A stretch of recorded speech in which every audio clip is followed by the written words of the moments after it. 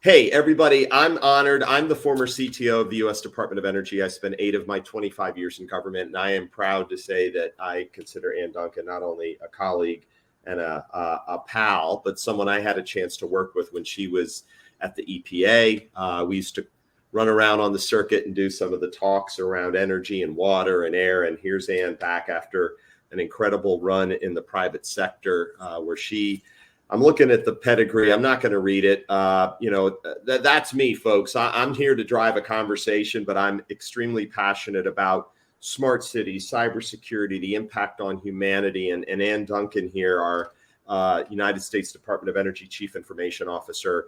If you just go read about her, Google her, you'll see that she's had some of the coolest titles, from CTO in Palo Alto Unified School District to CIO and advisor to the administrator of the EPA, CIO of Santa Clara, CTO state and local at Dell, Biden Harris transition team. And here she is in my old stomping grounds, which is just so awesome for the department and for our country. So, and that's a little bit about my bragging about your awesomeness, but maybe talk a little bit just right out of the box about that walkabout, that passion, and what you're excited about in your new helm at the DOE.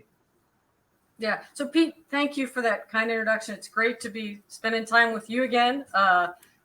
Pete and I had a really funny conversation a few months ago when I knew that I was going to DOE and he didn't.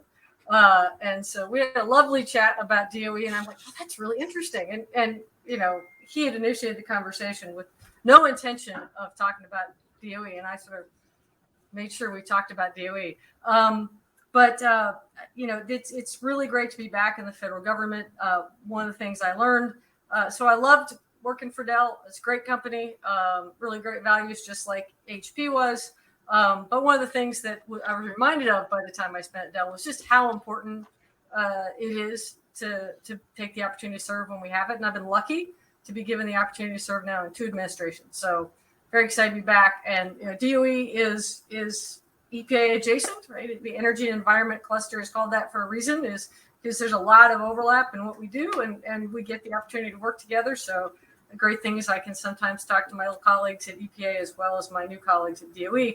And DOE has a tremendous mission, right? As you know, as former CTO at DOE, with the national labs, we do everything from, nuclear nonproliferation to open science. So it's an amazing range of things. And as how the federal government is, you get lots of titles, right? So yeah. The CIO, I'm also the senior official for cybersecurity and a whole bunch of other things, and sit in all these councils around the federal government. But in that role, I see an incredible breadth of things, and I can't wait till when we can go out and visit the labs and see more. Yeah, well, Ann, let's jump right in, because we can talk for hours, and we have in the past. But this is hopefully for our guests, a quick fire, a little sampling, as is becoming a new term, because there's never enough time. You represent at the DOE the sector-specific agency for the energy sector, which is everybody who flips a switch on or powers up their car. There's energy or fuel required that we need in every moment of our life, and DOE, for those of you who don't know, is that agency representing through the DHS one of the 16 critical sectors, who I always like to read the definition of what is a critical infrastructure sector. So if I may, Ann, there are 16 folks, and one of them's energy, manufacturing, water, wastewater. Ann's now at the helm of a second one of those sector-specific agencies, but the sectors are those assets, systems, and networks, whether physical or virtual, that are considered so vital to the United States that their incapacitation or destruction would have a debilitating effect on the security, the national economic security, the national public health or safety, or any combination thereof. And to me, Ann, that speaks to this role you have as a technologist, but as a mission connective tissue individual, like you did at the EPA and you've done in the city. So cybersecurity is a big part of the energy sector. So is physical security. Acts of God occur. Can you talk? I know the theme is cybersecurity for smart cities, and everybody knows you don't plug in a smart city and say, we're good. We bought the sensor down at Best Buy. We're good to go. It's an ecosystem. And I know you care about that. But from security by design, to the executive order and zero trust. Just maybe talk a little bit about, that challenge, but the opportunity that securing the nation's critical infrastructure can afford human beings at the end of the day. Yeah, well, that's a big question. So there's two pieces to securing critical infrastructure at DOE, or maybe you call them three, right? Because obviously our own enterprise needs to be secured. Because if we don't do that, we can't help the energy sector.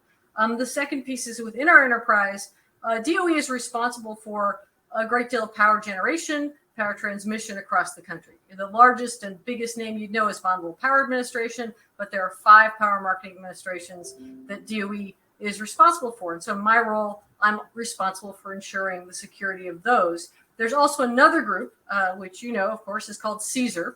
And CSER is responsible for energy sector cybersecurity. And that's the private sector part of energy. And it not only includes electricity that we have in DOE, but also oil and gas. And I want to remind folks, electricity encompasses, you were talking about NREL, electricity encompasses not only traditional methods of generating electricity, but renewables. And, so solar and wind, geothermal, all those things are part of the energy sector as well. So, we have to worry about everything from in securing the grid, everything from the supply chain to the GPS systems being accurate, to just the basic blocking and tackling of securing the operational technology, and of course the information technology, because you don't want someone to traverse either direction, right? You don't want somebody to get in the OT, get your IT, or on the IT, get the OT. And, OT in many places has been an afterthought. Obviously, in the electricity sector, OT has not been an afterthought, but it's still harder to secure OT than IT. So we paid a lot of attention to how to do that. But we need to be laser focused on securing the grid from both natural disasters and bad actors who might attack our systems. And so we have to worry about both protection and resiliency. Yeah, you threw out awesome terms there, folks. But for the folks, resiliency, a big word, right? Not just recovering from something, but trying to not have to recover in a slow manner in the future. We saw instances this year where Mother Nature rained on us in Texas, not rain, but freeze warnings, and folks, life was impacted. Colonial Pipeline represents this concern with the threat landscape and ransomware. And if I can shout out, Executive Order 14028, folks, is a great read that addresses the improving of our nation's cybersecurity. Came out in May. There's a clean energy cybersecurity accelerator that Ann highlighted or was part of when she mentioned the CSER organization, which is a very, very interesting office at the DOE, along with EERE, which is really initiating engagement with the DOE to build our cities of the future in a secure manner. So the Clean Energy Cybersecurity Accelerator, check it out. The National Cyber Strategy is one to check out as well. So given all of that, right, you're at the DOE now, and the representation that you've helped illustrate of how vast the energy sector is. It's vehicles that need power. It's our water that needs to be, whether it's through a PMA, as you mentioned, BPA, and the hydropower serving rural America. But you've served in the city, county, municipality. So there's big government with governance role that really then says, all right, let's help those cities be successful. Can you draw on some of that experience at Santa Clara, for example, as a CIO and CTO hats, many that you wore, that really the impact was felt, and the challenges that some you had to learn from, but then, got over the finish line? Yeah. So Pete, I'm going to take a shot. I'm not entirely sure what you're asking me. I'm going to try and answer you anyway. So, at the county level, so counties are really where the rubber hits the road in government, in the sense that, a lot of things you probably think a city does for you more than likely county does for you. So, counties generally provide, in a lot of places, provide utilities, although in Santa Clara, we did not directly provide utilities. But they provide fire, EMS, they provide, everything from tax collection to animal control to environmental management, In our case, we had 3 hospital system, and most counties do have hospital networks. So there's a vast array of things they have to do. And for example, there's a highway system in the county that is managed by the county. So local roads are managed by cities, interstates are managed by the federal government. Counties manage all of the expressways and throughways and things like that, and keep traffic moving. And so that's a great smart cities example, because Santa Clara has one of the most advanced road sensor networks in the country. And if you've ever been in Santa Clara County and you think that the traffic on the expressways or the highways is bad, if we were not managing and monitoring those 7 major thoroughfares that the county runs, you would just be astonished at how bad it was. And there used to be a control system with lots of people, a control room. Actually, there still is a control room, but lots of people used to sit in that control room. It is now completely automated between smart sensors and the AI that sits behind them and all the edge processing that's done. Occasionally that system will throw an alert and someone will come in and look at something, but it will automatically adjust traffic light timing. It'll see people in the intersection and keep a light red longer so that a slow moving pedestrian can get out of an intersection. It'll know whether a bicycle is there, and it'll give extra time for bicycles to get through intersections. So that whole thing is automated. That's a great example of smart cities improving lives, right? And the federal government obviously is engaged in supporting that work, primarily through grants, but also through the infrastructure of the other highways and systems in the area. So it's one example of what that's what you're looking for, Pete. Yeah, no, it's beautiful. And folks, you can read about it. I read about it when, again, I had no idea that Ann was coming back to government. I was prepared to present Ann with the success she had and to feature her on our utility smart city SuperCluster. So Lon Jensen, you know better than anybody that when we have use cases like this, that you want to celebrate the challenge that was undertaken, but the opportunity to improve life and humanity. And again, I just want to stress that, that wasn't just a technology challenge, right? And you brought people together. I mean, if I'm not mistaken, there were repositioning of job descriptions over the years and workforce, and bringing together a conversation that mattered. That was, yes, the threat landscape has expanded with devices and the Internet of Things, but we've got to retain, recruit, and reskill our folks. Can you speak to that 21st century workforce component that is so important today, both at the federal level as well as down in the county level? Absolutely. So I think at some level, we all know that technology is the easy part of this process, right? Now keeping adversaries out is another conversation. That's pretty darn hard, but that's not really a technology problem either. Technology implementation, if that was all we had to do, no problem. It's the people, the processes, the politics, the procurement in the public sector, all of those things that really make our jobs hard. And in the 21st century workforce, it comes down, first of all, to culture. You have to build a culture in the public sector that is going to lead us through a transformation of the way we work, right? So if we want to serve, and of course, Santa Clara County, as the example we used, is very high expectations, right? Santa Clara County is the definition of Silicon Valley. And of course, with this event, most of the people know that really well, because there's a huge chunk of people from the West Coast who are on this call. So definition of Silicon Valley, the expectations are very, very high of what you're going to provide and how automated and how digital that is. So you start from there. And so if you're going to build a world inside the county that delivers those kinds of services, you have to change the culture to be more proactive and to be faster and more responsive, to take risks to get the work done. We can't expect to spend 2 years deciding what we want to do, another year or two procuring it, a couple of 3 years building it, and then deliver something, 7, 8, 9 years later, and expect people to, number one, still want that, and number two, be happy with it. So we've got to be agile. We've got, and that is about that requires that cultural change. That means you have to retrain people to give them the right skills. You have to get them excited about what they're doing. It's very easy in government to get complacent because it's hard, right? Let's be clear. It's hard to get stuff done. And so often after someone's been in the government for a while, they're just like, I can't get anything done. I'm just going to hang out and I'll do my job, but I'm not going to push. And so we want to remotivate those people. We want to get them pushing. We want them taking on big challenges. And so to do that, part of it is to make things move faster and to give them the skills they need to be successful. You may have heard me say, Pete, that if people don't have the skills to do their job, that's our fault. Right? We hired them; they had the skills to do their job. And if today they don't have their skills, that means we allowed them to either continue to work on something that's obsolete, or to simply just not get reskilled, not continue to learn and grow. And so we need to create an environment where people can learn and grow.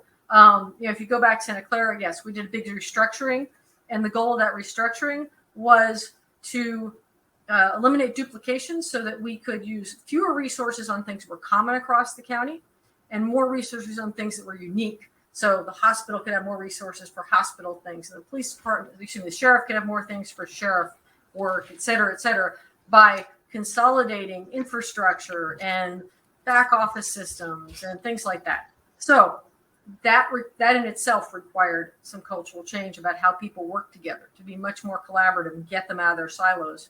In addition to that training that we gave them to get them more up to speed on the technology, we also gave them training on how to work together in a 21st century environment. I love it. And I have a plan here to kind of reverse the discussion around the three-legged stool that, again, we keep saying, as Ann and I know, the government through administration after administration, where 90-some billion dollars a year is spent on tech, in some way, shape, or form, that usually goes back into industry, right? Whether it's a sector in water, transportation, due diligence. And we'll get to that. How is it conducted, right? I mean, there's so many tools out there. There's so much analysis, and trying to fit those pieces and parts together requires obviously standards and integration and all that good stuff. IT modernization, though, first leg, as I say, is 21st century workforce. We have to have the people and the give them the tools, and we are always modernizing. And then we'll get to the data, because you had some great comments at last week, folks. If you missed the 5G supply chain workshop that Ann and NNSA and folks put on, it was amazing. It was. If you missed it, I hope you can catch it. But Ann, you focused on data and the importance of it, the transparency of it, the protection of it. But let's go to data last. Second leg, IT transformation. You're at DOE. I know you're still maybe drinking out of a little bit of a fire hose. Who knows? I still was after 8 years.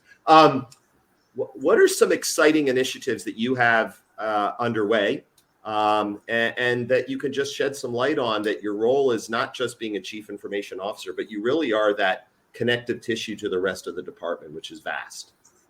Yeah, absolutely. So, I probably should have put my list in front of me, because I'm still formulating what this looks like in my head. But we have, as CIO, I have multiple roles. I'm responsible for, as I said, cybersecurity. I'm responsible for IT policy across the organization. I'm responsible for operations for a subset of DOE, because there's a lot of independent operations that go on. So part of what my role is right now is to assess where DOE as a whole is and where the Office of CIO is, and figure out the direction we should be taking in both cases. So part of that is to your point, drinking out of the fire hose. I'm sure if I'm here 8 years, I'll be drinking out of the fire hose still too.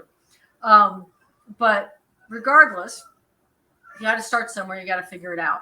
We're trying to understand where we are and where we need to go, and where we can get some leverage. Right? DOE is highly decentralized. It's highly federated. I'm not going to come in and change that. I'm not going to be like, oh yeah, we're taking over the national labs. Yeah, how well that would go. But we need to look strategically at where in headquarters and the federal part of DOE, we can be more effective by working together, by partnering, by strategic consolidations, but primarily by building relationships. What I tell my colleagues at the national labs is, it's not my job to tell you how to do your job, but I need to understand what and how you're doing, because ultimately as CIO, it is my responsibility to be able to tell Congress what we're doing across DOE. They're very clear that I'm responsible for all of DOE, regardless of any discussion within DOE. So that's one piece. But the other piece, another piece about bringing people together, is we have become, talking about 5G as an example, a aggregation point and a clearinghouse for things going on in DOE. So 5G, for example, we put together a 5G catalog for DOE, which I really hope will get released outside the government. Now it's USG only. I'm hoping that we'll be able to release that. And it's a resource to people in DOE and also elsewhere in the government to understand what 5G work's being done at DOE and where they can tap into that resource, and also where they can collaborate. So we have this large enterprise problem, which is we don't all know what we're doing. I'll give an example that recently I was connected with one of the outside policy groups that does amazing work to try and move federal policy forward. And they had a project proposal from someone who worked at one national lab, which was appropriate for another national lab. And through that outside group, we actually brought this person from one lab together with another lab so that they could work together. And they're all very excited about it. But it took someone outside to look at it and go, hey, who in DOE is the right place to put this? So we were able to provide that connection from one to the other, even though we went through a third party. And I apologize if you can hear my cat carrying on in the background. I was just going to go there. We're getting great comments that some are mixed in with 5G to, hey, there's a kitty that needs some attention. So we're keeping it real, Ann, and I love it. So hey, I love humanizing this conversation. Yeah. Okay, Ann, maybe one more segment before we unfortunately need to close out. But hey, that connective tissue role, that bridge building role, that, as you know, in the Beltway is so critical. And now you're with this agency that has an impact on smart cities. I mean, there are 16 sectors. Lon and I both have the pleasure of leading. I'm leading the energy, water, and waste management one for the wonderful work being led out of NIST, and Michael Dunaway and Chris Greer and team, and Avi Gopstein, who's creating frameworks. So folks, check out the documentation that there is a movement in government around smart cities. And Ann, again, you're just, what an amazing run you've had with it, the EPA and now DOE, and in between in Santa Clara. You have so much to offer in terms of the challenge. There's a risk and reward, though, discussion I always find, even in my new life, that I help technology companies, back to the due diligence, try to understand that yes, there's no silver bullet. Mitigating risk to an environment with new technology or people, there's still the social engineering risk. But to embrace the art of the possible, and sometimes failing fast. Can you just speak to that paradigm that we're in, right? IT and OT, digital transformation, the power of data. Of course, there's a lot that we as a federal government will invest in. But if you're selling into the government, isn't it about the mission that you want folks to align with, and then that art of the possible that shows taxpayer dollars are at work? And I know the answer is yes, but talk a little bit about balancing the risk and reward. Yeah, so data is such a challenge, right? We have so much of it, and it's so powerful, and we often can't bring it all together. And I'm going to go back to the state and local government for a second on that one, because one of the things that we would love to do in local government is bring together medical data and or healthcare data at a higher level, and data from EMS and data from the sheriff's department. To try and intervene in situations where people might be at risk. And as an example, there are many other use cases where this is helpful. Another use case is wraparound services for homeless folks. So you want to be able to bring that data together. And we've built a legal system that literally makes it so that if I bring all that data together, there's no one who can look at it. Because certain people can see the medical data, certain people can see the law enforcement data, and the intersection of the people authorized to see the data is either a null set or a very, very small set. So we need to, that's one example of constraints on being able to use data. So in the federal government, in a lot of cases, the constraints are different, right? We've got amazing data and some of it's classified, right? We can't share that data because it's classified. But if we pull that data together with unclassified data, we might learn some really interesting things, but we don't really have the capability in many cases to do that. Or what I was talking about with 5G sort of rolls right into this, right? We have labs working on things all over the place. Their work may be complementary. How do we pull that data together between those labs And part of the problem is people are geographically separate. You've got to move huge amounts of data, right? You've got terabytes of data you've got to move before to bring it together. So then how do you do your processing locally, pull only the key data up so that you can share that data, or pull indexes and keys up so that you can then grab exactly the data you need. So those are the kind of things we have to figure out. We're not going to figure out how to share data from the high side to unclassified easily, but what we can figure out is when all the data is open, or at least government use only, how do we get that data shared in a way that we don't have to move terabytes of data around, but that we can get the most important data in the right place so that we can share it and analyze it and make use of it while keeping it all secured as well. So that's a whole nother problem, right? Is keeping the data secured, which I won't jump into because you're going to say something else. Well, listen, this is where I wish I know Lon's in the background. Like, I want more time with Ann. But here's the deal. You did it. You just closed off the stool there. 21st century workforce, IT modernization, and then this data transparency, accountability. I love the fact that you brought up that, there's that human in the loop component, in addition to trusting that the actionable intelligence that can be extracted from these systems is important. And we're seeing that come together. Quick sidebar is our friend Bob Breeze. When I said, I feel like I'm a connective tissue officer, not a chief technology officer, he goes, I like that. So, Ann, that's sort of where we have a kinship as well. It's part tech, but also bringing people together. So that was my thank you for rounding out that three-legged stool. And look, I like to finish with a parting shot. That is, what do we want to leave from the audience? You've had a decorated career. You're doing it you're filled and laced with passion. You have this role, and you do have a lot of titles, and you're important and all that. And you are humble that you are. What do you want to leave with folks though that are thinking about the future state city and why cyber is important? What's a parting shot? Wow, there are two really different questions embedded in there. One, the future state city is be user focused, right? If you're going to build the future state city, citizen focus is so important. Make sure you're building what citizens need. And then you've got to change your culture so that your folks can do that, right? Our existing culture doesn't even begin to set up design around citizen focus. That's another conversation we could have, just about user experience design and about how to build with the user in mind. And in terms of cybersecurity, and here's I love the monster. There we go. The canine. Feline. Look at me. Yes. Look at me. I don't know what he was on about. In terms of cyber, right? It's all our job every day. We all need to, as organizations and as cybersecurity teams, they need to be more resilient.